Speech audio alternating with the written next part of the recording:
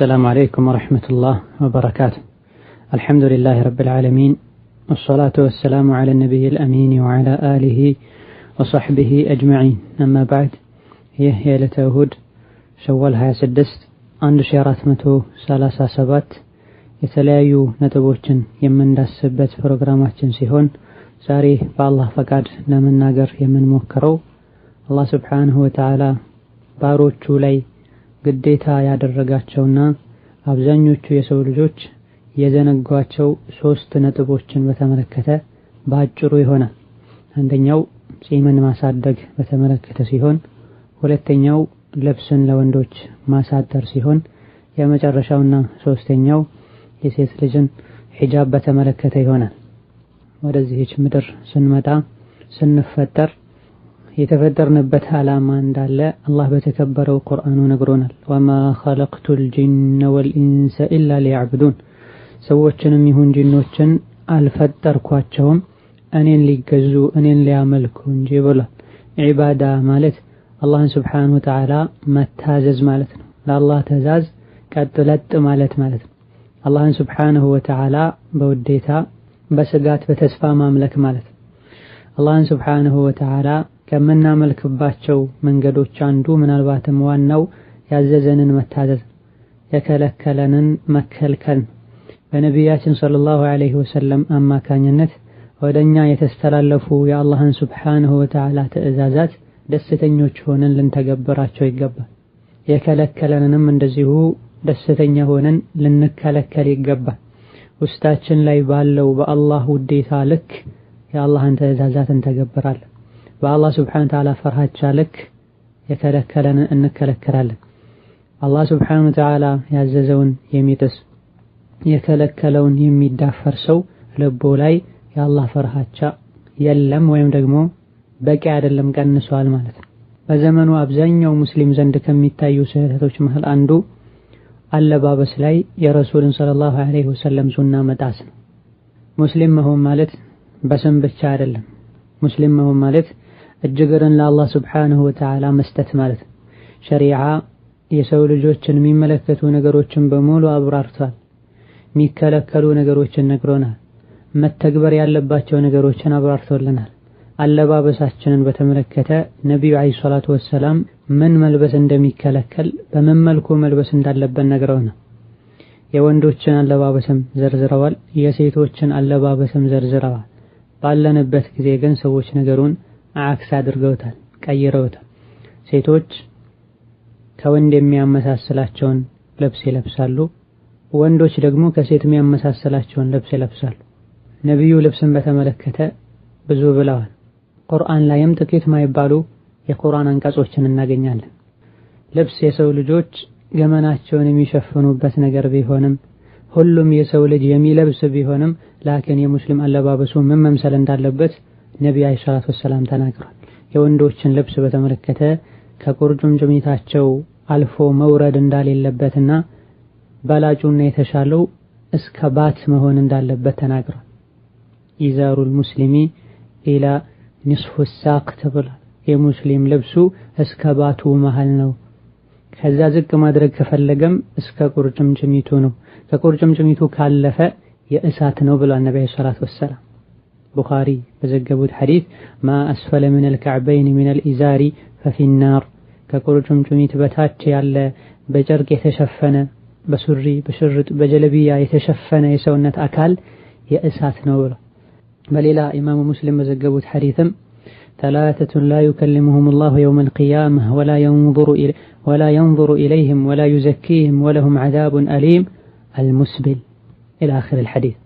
3 አይነት ሰዎች አላህ Subhanahu Wa Ta'ala የቂያማ ቀን አያናግራቸውም፣ አይመለከታቸውም፣ ከወንጀላቸውም አያጣራቸውም፣ አሳማሚ ቅጣትም ይጠብቃቸዋል አሉና ነብዩ ሰለላሁ ዐለይሂ ወሰለም። እነዚህ 3 ሰዎችን ሲናገሩ ምን አሉ? የመጀመሪያው አልሙስቢል፣ ልብሱን የሚጎትት ሰው። ወንድ ሆኖ ነብያችን ሰለላሁ ዐለይሂ ወሰለም ያመጡለትን ሱና ትቶ ምዕራባውያንን፣ ካፊሮችን፣ አላዋቂዎችን ስሜቱን ተከትሎ የሚጎተትን ልብስ ለብሶ የሄደ ሰው የቂያማ ቀን አላህ Subhanahu Wa Ta'ala በረሕመቱ አያየውም፣ አያናግረውም፣ ከወንጀሉም አያጠራውም፣ እንደዚሁ ደግሞ አሳማሚ ቅጣት አለው። በገዛ እጁ የሰው ልጅ የአላህን ቁጣ የሚያመጣበት አሳማሚ ቅጣት ውስጥ እንዲገባ የሚያደርገውን ድርጊት ለምን ይፈጽማል? እውነት በአላህ ምናምን ከሆነ በረሱል የምናምን ከሆነ ስሜታችንን ልንተው የረሱልን ሰለላሁ ዐለይሂ ወሰለም ሸሪዓ ልንከተል ይገባናል። ደጋግ ቀደምቶች ልብስን ማርዘምን ወንዶች ልብሳቸውን ሲጎትቱ ካዩ ዛሬ እንደሚደረገው አይተው ዝም ብለው አያልፉም ነበር። ልብሱን የሚጎትትን ሰው ካዩ ፈጥነው ይመክሩት ነበር። ከደጋግ ቀደምቶች መሃል አንዱ ዓለም መንገድ እየሄዱ ሳለ ከሳቸው ጋር አብረው ያሉ ተማሪዎች ልብሱን የሚጎትት ሰው አይተው የኃይል እርምጃ ሊወስዱበት ሲሉ ሸይኹ ረሂመሁላህ ተዓላ ተውት ብለው ጠርተው ወደ ራሳቸው አስጠግተው በዓለም አንደበታቸው ምክር ሰጥተውት በራሱ በፈቃደኝነቱ ልብሱን ከፍ እንዲያደርግ አስደርገውታል። ከዛ ሸይኹ ቀጥለው እናንተ ባሰባችሁት መልኩ ብታናግሩት ይህን አናገኝም ነበር ብላ ወሃከዛ ሷሂህ በሆነ ሐዲስ ላይ እንዳለው ከድሮ ሰዎች መሃል አንዱ የኮራ የተንቀባረረ ልብሱን እየጎተተ የሄደ ሳለ አንድ ግለሰብ ምድር ተሰንጥቃ ወደ ውስጥ እንዳሰመጠችው ተነግሯል። ወሃከዛ ልብስን መጎተት ከኩራተኝነት ምልክቶች መሃል አንዱ ነው። ብዙ ሰዎች ልብሳቸውን እየጎተቱ መጎተት አይቻልም በሚባሉበት ጊዜ አንዱ የሚሰጡት ምክንያት ለኩራት ካልሆነ ችግር የለውም ተብለዋል ይላል። በሐቂቃው እዚህ ጋር ልብ መባል ያለበት ልብሱን እንዳያነሳው የከለከለው ከኩራት ውጪ ምንድነው? ነብዩ ሰለላሁ ዐለይሂ ወሰለም ከቁርጭምጭሚት በታች ያለው በልብስ የተሸፈነ የሰውነት አካል የእሳት ነው ብላ እንደዚሁ ደግሞ ሶስት አይነት ወንጀል የሰሩ ሰዎችን አላህ Subhanahu Wa Ta'ala አያናግራቸውም፣ ከወንጀላቸውም አያጠራቸውም፣ በረህመት አይኑም ማያያቸውም፣ አስከፊ ቅጣትም ይጠብቃቸዋል ብሏል። ከዚህ አንዱ ልብሱን የሚጎተት ብሏል። በጥቅሉ ልብስን መጎተት የተከለከለ ነው። ከከባድ ወንጀሎች መሃልም አንዱ ነው። የኩራተኝነትን ምልክት ነው። ሁለቱን ሐዲሶች እንደ አንድ ማድረግም ሌላ ራሱን የቻለ ስህተት ነው። በርካታ ዑለሞች እንደተከሱት ነብዩ ሰለላሁ ዐለይሂ ወሰለም ለኩራት ከሆነ ብቻ አይደለም ያሉት፣ ለኩራት ከሆነ ቅጣቱ ሌላ ነው። ያለ ኩራቱ እንኳን ቢሆን ልብስን መጎተት ቅጣቱ ሌላ ነው። አንዳንዶች ደግሞ ትንሹን ካያፍሩም አቡበክር ሲዲቅም ልብሱን ይጎተት ነበር ይላሉ። ይህ ከስሜት የሚሄደውን የነብዩን ሐዲስ እየመረጡ ብቻ የመቀበል በሽታ ነው። አቡበክር ሲዲቅ መጎተትን ፈልገው አልነበረም የሚጎትቱት። ልብስህን አንሳ አሉት አንድን ግለሰብ። የሙስሊም ልብሱ እስኬት መሆን እንዳለበት ሲናገሩ ከቁርጭምጭሚት በታች ያለው የሰውነት አካል በልብስ ከተሸፈነ አኺራ ላይ በእሳት እንደሚቃጠል ሲናገሩ አቡበክር ሲዲቅ ለነብዩ ሰለላሁ ዐለይሂ ወሰለም አንቱ የአላህ መልእክተኛ ሆይ የኔ ልብሴ ዝም ብሎ ይወርድብኛል ካልተጠባበቅኩት በስተቀር አላቸው ነብዩ ሰለላሁ ዐለይሂ ወሰለም። ልብሴ ይወርዳል ካልተጠባበቅኩት በስተቀር ነው ያሉት አቡበክር ሲዲቅ። በዘመኑ እንዳሉ አብዛኞቹ ወጣቶች በራሳቸው እጅ ከቁርጭምጭሚታቸው አልፎ ጫማቸውን እስኪሸፍን ድረስ ራሳቸው ለክቶ አልነበረም ልብስ የሚያዘጋጁት አቡበክር ሲዲቅ። መለበስ ባለበት መልኩ ይለብሳሉ፣ ላኪን ደጋግሞ ይወርዳል። እሳቸውም ደግሞ ይጠባበቁታል፣ ይመልሱታል። ዑለሞች እንዳሉት አቡበክር ሲዲቅ ወገባቸው ቀጠን ያለ ሰው ነበሩ። ከቁርጭምጭሚት በታች ያለ የሰውነት አካል በልብስ ከተሸፈነ በእሳት ይቃጠላል የሚለውን ከሰሙ በኋላ ግን አንድም ቀን ልብሳቸው ወርዶ አያውቅም የአቡበክር ሲዲቅ።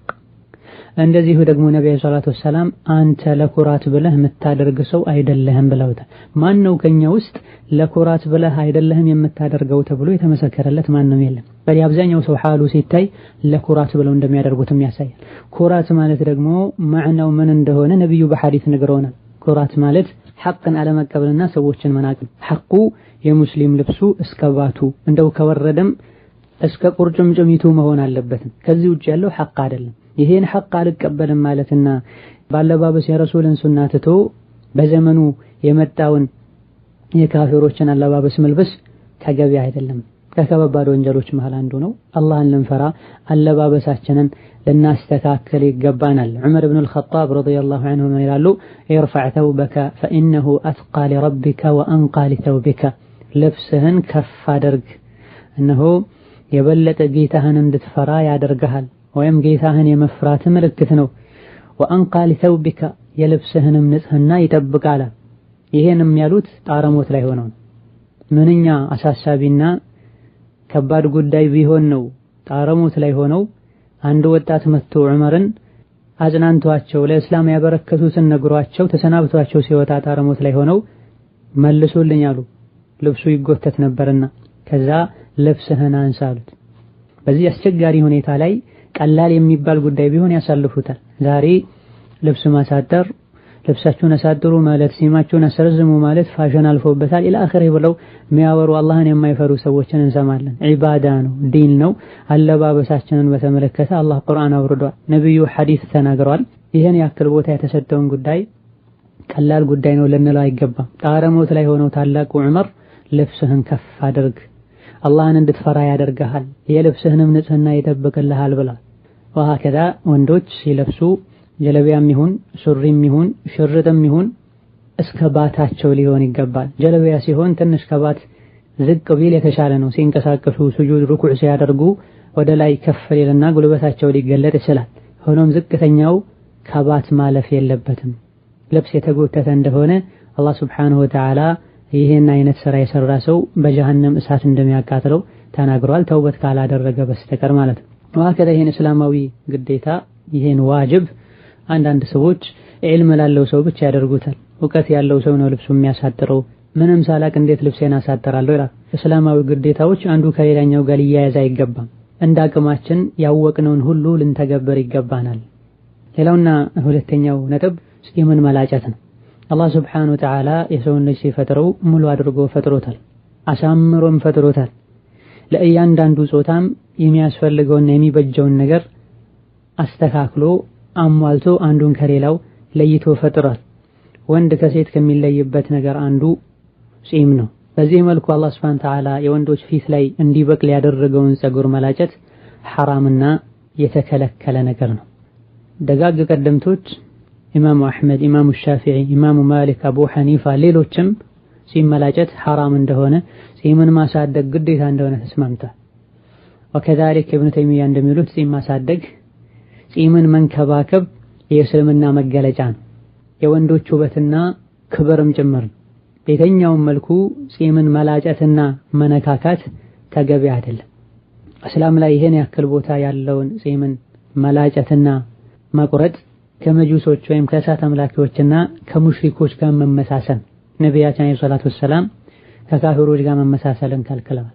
ከካፊሮች ጋር የተመሳሰለ እሱ ከነሱ ነው ብለዋል ነቢያችን አለይሂ ሰላቱ ወሰላም። ኢማሙ አልቡኻሪ ባስተላለፉት ሐዲስ ኻሊፉል ሙሽሪኪነ አውፉል ሊሓ ወሕፉ ሸዋሪብ ብለዋል። ሙሽሪኮችን ተቃረኑ፣ ከነሱ አትመሳሰሉ፣ ጺማችሁን ልቀቁ፣ የላይኛው ከንፈራችሁ ላይ ያለን ፀጉርም አንሱ ብለዋል ነብዩ ሰለላሁ ዐለይሂ ወሰለም። በዘመኑ ይሄን ሰዎች ተጻረው እናያለን። ከታች ያለውን ጺማቸውን ላጭተው ከላይ ከንፈራቸው ላይ ያለውን ፀጉር ለቀውት ይታያል። ከነብዩ ጋር ሰለላሁ ዐለይሂ ወሰለም ቀጥታ መጋጨትን ስራዬ ብለው የያዙ ይመስላል። ይሄን ከማድረጉም ጋር ይሰግዳል፣ ይጾማል፣ ሌሎችንም ኸይር ስራዎችን ለማድረግ ጥረት ያደርጋል። አንዳንዴ ሰበቡ ጅህልና ሊሆን ይችላል። ሌላ ጊዜ ግን ምዕራባውያንን መከተልና ስሜትን መከተል። ነብዩ ሰለላሁ ዐለይሂ ወሰለም ጺማችሁን ልቀቁት፣ ተንከባከቡት፣ ጠብቁት፣ ቀድሞ ቀመሳችሁን ደግሞ ቁረጡት፣ አንሱት እያሉ ነው።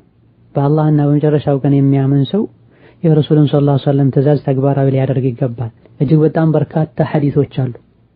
በዚህ አይነት አጭር መልእክት ዘርዝረን እንጨርሳቸው የማንችል ማለት ነው።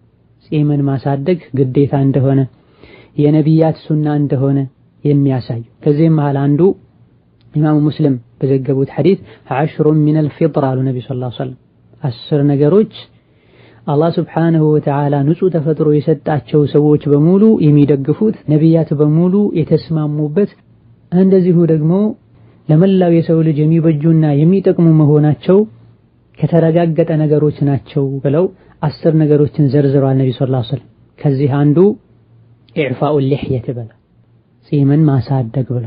እነዚህ 10 ነገሮች የሁሉም ነቢያት ሱና ናቸው፣ ለሰው ልጆች በሙሉ የሚበጁ ናቸው። ንጹህ ተፈጥሮ ያለው ሰው ሁሉ የሚወዳቸውና የሚደግፋቸው ናቸው። ዛሬ ጺማቸውን እንደሚያሳድጉ ሰዎች የሚያሾፉ ሰዎች መብዛታቸው፣ ወጣቱ በየጊዜው በየቀኑ ጺሙን እየላጨ አላህን ማስቀየሙ፣ የረሱልን ሰለላሁ ዐለይሂ ወሰለም ሱና መጣሱ የሰዎች የአቅላቸው መቀየርና ያስተሳሰባቸው መበላሸት ያሳያል። ነብዩ ሰለላሁ ዐለይሂ ወሰለም 10 ሚነል ፊጥራ 10 ነገሮች የሰው ልጆች በተፈጥሯቸው ከሚወዷቸው እንደሚበጁ ከሚስማሙባቸው ነገሮች መሃል አንዱ ነው።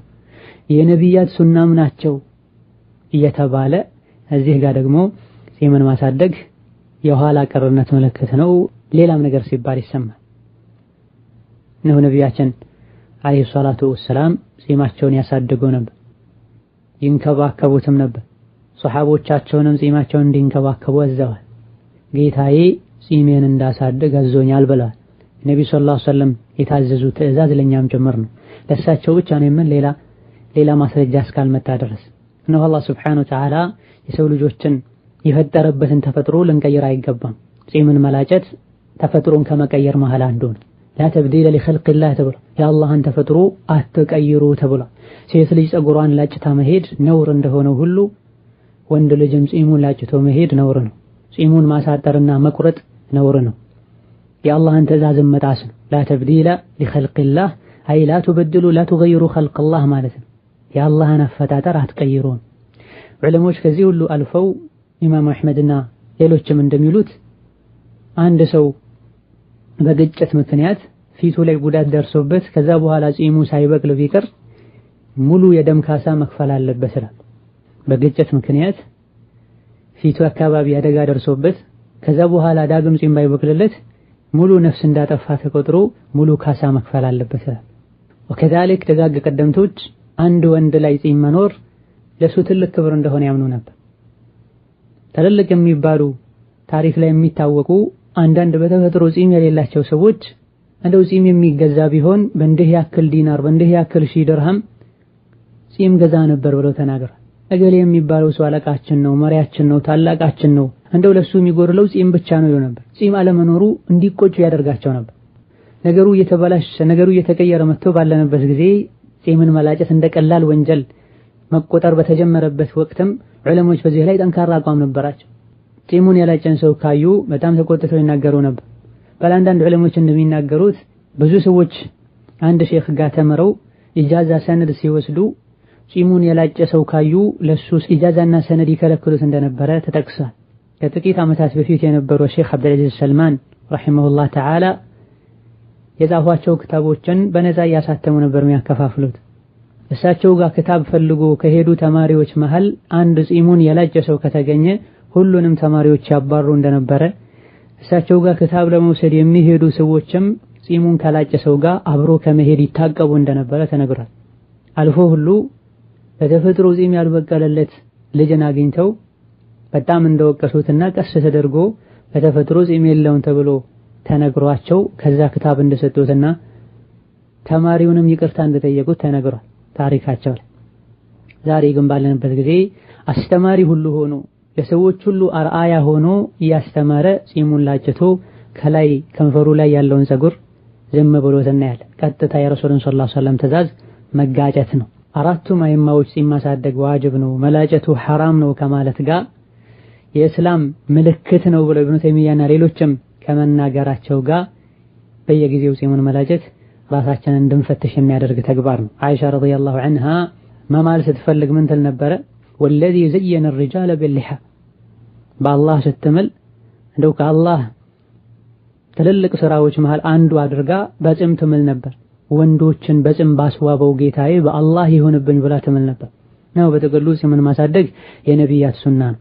የነቢያችን ሙሐመድም ሱና ነው። አድርጉት ብለው ማዘዋል፣ መላጨትንም ከልክለዋል። መጨረሻ ላይ ደግሞ ፈመን ረግበ ዐን ሱነቲ ፈለይሰ ሚኒ ብላ የኔን ሱና የጠላ ከኔ አይደለም ብላ አላህን ልንፈራ ይሄን ሱናቸውን ተግባራዊ ልናደርገው ይገባል። እዚህም ጋር በርካታ ሰዎች እኔ ጃሂል ነኝ ምንም አላቅም ለምን አሳደግ ከብባል ማስረጃ ማቅረብ አልችልም ብለው ጺምን ከማሳደግ ወደ ኋላ የሚሉ ሰዎች አሉ።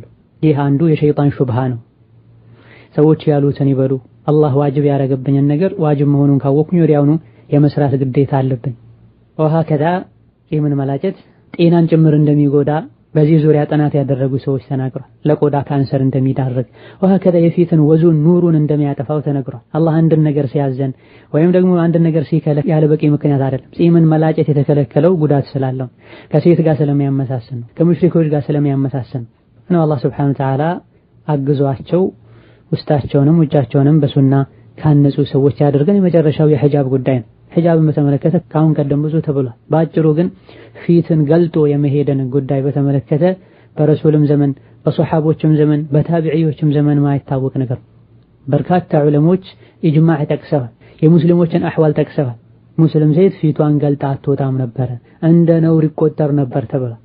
እስከ ቅርብ ጊዜ ድረስ ሴት ልጅ ፊቷን ገልጣ አትሄድም ነበር። ዓለምን ከምስራቅ እስከ ምዕራብ ሄጄ አይቻለሁ፣ አንዲት ሴት ፊቷን ገልጣ አትሄድም ነበር ብለዋል። ከመቶ ምናምን ዓመት በፊት የነበሩ ሸይኽ ረሂመሁላህ ተዓላ ነው። ባለንበት ጊዜ እስላም ላይ ከመጡ ነገሮች መሃል አንዱ ፊትን ገልጦ መሄድ ነው። አልፎ ሁሉ ኒቃብ ማድረግ ቢድዓ ነው የሚሉ ሰዎች ሰምተዋል። አላህ በተከበረው ቁርአኑ ሒጃብ አድርጉ፣ በጅልባባቸው ፊታቸውን ሰውነታቸውን ይሸፍኑ ተብሎ ታዞ ሳለ ነቢያችን አለይሂ ሰላቱ ወሰላም ሒጃብን አስመልክቶ ብዙ ተናግረው ሳለ ዑለሞች በሙሉ ሴት ልጅ ፊቷን ትሸፍን ብለው ተናግረው ሳለ ፊት መሸፈን ቢድዓ ነው ማለት ትልቅ የሆነ ቅጥፈትና አላህን ሱብሓነሁ ወተዓላ አለመፍራት ነው። ዲን ላይ እንደፈለጉ መናገር። ወንድና ሴት መገናኘታቸው፣ መታየታቸው፣ መቀላቀላቸው ፊትናን ያመጣል። ዲናችን የመጣው የፊትናን በር ለመዝጋት ነው። ፊትናን ለማጥፋትና ለመቀነስ ነው። ኸይርን ነገር ለማስፋፋት ነው። ፋጢማ የሴት ጥሩ ነገር ቢኖር ወንድን አለማየቷና ወንዶችም እሷን አለማየታቸው ነው ብላለች ረዲየላሁ ዐንሃ ወአርዳሃ። ወሀከዛ ነብዩ ሰለላሁ ዐለይሂ ወሰለም ሴቶች የመንገድን መሃል ይዘው እንዳይሄዱ አዛው፣ ሶላት እንዳለቀ ፈጠን ብለው እንዲወጡ፣ ወንዶች ደግሞ ትንሽ እንዲዘገዩ አዛ አለይሂ ሰላቱ ወሰለም። የነብዩን ሀዲይ በምናይበት ጊዜ ወንድና ሴት እንዲራራቁ እንዳይተያዩ ያደርገው ነበር። አንዳንድ ደሊል ተደርገው ሊቀርቡ የሚችሉ ነገሮች አሉ። ሒጃብ ዋጅብ ከመሆኑ በፊት ነው። ሒጃብ ማለት መላ ሰውነትን መሸፈን ማለት ነው። አማ ፊትን ገልጦ ተኳኩሎ ተቀባብቶ መንገድ ላይ መሄድ፣ ከወንድ ጋር ፊት ለፊት መቀመጥ የትኛውም ዓለም ይቻላል ብሎ አልፈቀደም። ይህንንም እስላማዊ ግዴታ በተመለከተ ከባህል የሚቆጥሩ ሰዎች አሉ። እንደዚሁ ደግሞ ማድረጉ ከተወሰነ የእድሜ ክልል በኋላ መስሎ የሚታያቸው ሰዎች አሉ። ካገቡ በኋላ እድሜያቸው ከገፋ በኋላ ይመስላቸዋል። ለአካለ መጠን ከደረሰችበት ጊዜ ጀምሮ ሴት ልጅ ሙሉ ሒጃብ ልታደርግ ይገባታል። ሴት ልጅ ፊቷን መግለጥ ከቅርብ ጊዜ በኋላ ቀኝ ግዛት ከሚሉት በሽታ በኋላ የመጣ ሙሲባ ነው እንጂ የተለያዩ ሀገራት ላይ ሙስሊሞች ሀገር ላይ በሙሉ የነበሩ ሴቶች ፊታቸውን ሸፈነው ነበር የሚሄዱት። የነብዩ ሚስቶችና የሱሐባ ሴቶችም ሱና ጭምር። ባህል ነው ብለው የሚያጥላሉ ሰዎች አሉ። ተገላልጠው የሚሄዱ አላህን የማይፈሩ አኺራ ማያሳስባቸው ሰዎችን ባህል ከመከተል በአላህ የሚያምኑ የሙስሊሞችን ባህል መከተልም አንድ ነገር ነው። እንደው ባህሉን ካበነል ማለት ነው። ላኪን ቁርአን የወረደበት ሐዲስ የተነገረበት እስላማዊ ትልቅ ግዴታ ነው። አላህ ሱብሓነሁ ወተዓላ ኸይርን ሁሉ ካገረላቸው ከሸር ካራቃቸው ባሮቹ ያደርገን። ወላሁ ተዓላ አዕለም። ወሰላሙ ዐለይኩም ወረሕመቱላሂ ወበረካቱሁ።